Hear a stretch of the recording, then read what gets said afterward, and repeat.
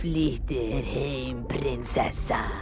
Ekki viltu missa veislunni hjá pabba, krútið mitt. Ha! Hvílík veisluhöld. Ó, svei. Þegar ég var ung, voru kræsingar á borðum þegar ég bjó í höllinni.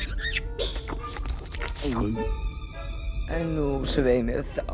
Ég einmana hró orðin að engu.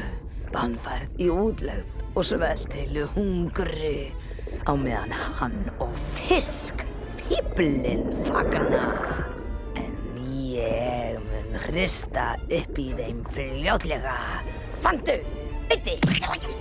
Ég vil að þið hafið auga með þessari litlu sætu dóttur hans. Hver veit nema hún kollvarpi kóngsa.